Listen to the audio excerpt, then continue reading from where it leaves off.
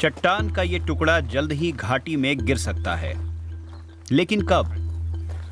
Munich के technical university के वैज्ञानिक यही पता करना चाहते हैं ताकि वे पहाड़ पर चढ़े लोगों को समय रहते चेतावनी दे सकें। पहाड़ तेजी से दरक रहा है, हमें लगता है कि जल्द ही वह गिर सकता है और हमारी इसमें दिलचस्पी है कि आखिरी मिनट तक देखें कि भविष्यवाणी कहां तक सही साबित होती है।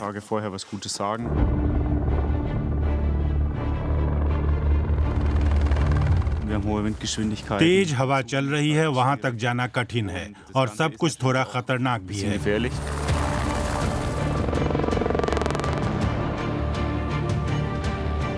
पहाड़ के दक्षिणी भाग का बड़ा हिस्सा टूटकर 1000 मीटर तक नीचे गिर सकता है।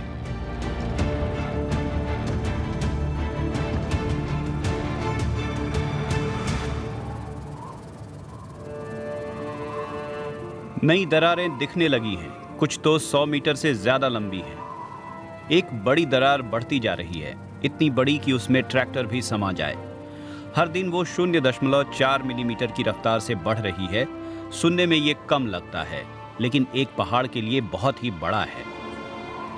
मिशाइल क्राउट-ब्लाटर और उनके साथियों ने वहां मेजरमेंट इंस्ट्रूमेंट लगा दिया है, लेकिन वे काम नहीं कर रहे हैं। आज मौसम अच्छा है, इसलिए वे इसका फायदा उठाकर उपकरणों की मरम्मत करेंगे।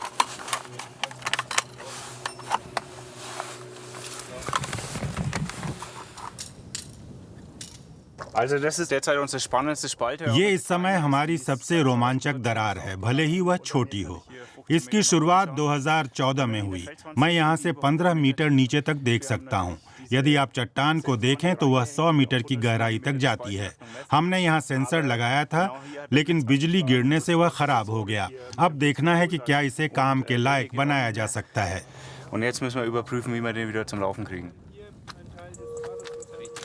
दूसरी ओर भी मिशाइल क्राउट-ब्लाटर को सारे उपकरणों को फिर से लगाना होगा। ये दूरी मापने वाला यंत्र है जिसे दरार के अंदर लगाया जा रहा है। ये दरार में हर बदलाव को मापता है और उसकी उसी समय सूचना देता है। अब बड़ी दरार की बारी है। दरार इतनी तेजी से बदल रही है कि उसका ऊपरी हिस्सा गिर गया है और उसने उपकरण वाले खंभे को मोड़ दिया है। इसलिए भूवैज्ञानिकों को वहां जाना होगा और उसे फिर से टांगना होगा। अगर सारी दरारें एक साथ खुल जाएं तो वैज्ञानिकों को डर है कि कुल 2.5 लाख घन मीटर चट्टानें घाटी में गिरेंगी। ये बहुत ही बड़ा है, एक ब्लॉक यानी 1 घन मीटर। इसलिए हमें तंग घाटी या सड़क को बंद करना होगा। ये सामान्य है जिसे हम देख पाते हैं, लेकिन यहाँ 2.5 लाख गुना बड़ा ब्लॉक है, सचमुच बहुत ही बड़ा। इससे निकलने वाली धूल घंटों तक यहाँ रहेगी और चट्टानें भी लंबे समय तक टूटती रहेंगी। बहुत ही शोर होगा। ये बड़ी घटना है जो यहाँ हो सकती है। इसे देखकर स्विट्जरलैंड के ग्राउबुंडेन की पिसचेंगालो की याद आती है।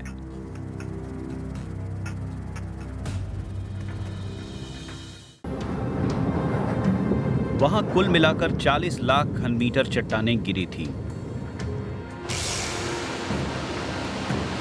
8 पर्वतारोहियों को चट्टानों ने अपनी चपेट में ले लिया था, उनका अब तक पता नहीं चला है। उसके बाद हुआ भूस्खलन कीचड़ के साथ नीचे आया और बोंडो कस्बे को तहस नहस कर गया। हालांकि पहाड़ के नीचे बसा टिरोल का हिंटरहॉर्नबाख इलाका चट्टान के गिरने से प्रभावित नहीं होगा, लेकिन यहां भी कुछ नुकसान तो हो ही सकता है।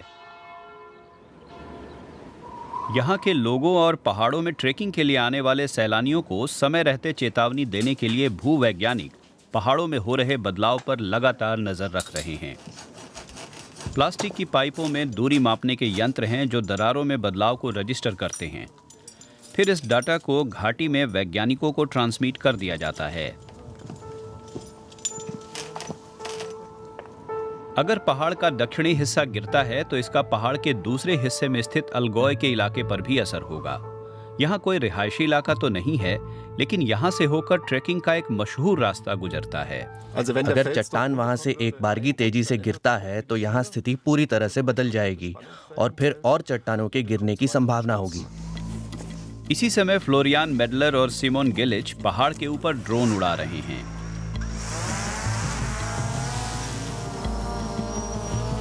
अच्छा, तो अब हम पहाड़ की चोटी पर ध्यान देते हैं। मैं तस्वीरें लेता हूँ, तुम ड्रोन उड़ाओ। ड्रोन कैमरे से फ्लोरियान तस्वीरें खींचते हैं, जिनकी मदद से दरार का 3D ग्राफिक तैयार होता है। इस तरह दरार को सेंटीमीटर के दायरे में देखा जा सकता है। इस घटना का इस्तेमाल निगरानी के उपकरणों को टेस्ट करने के लिए भी किया जा रहा है।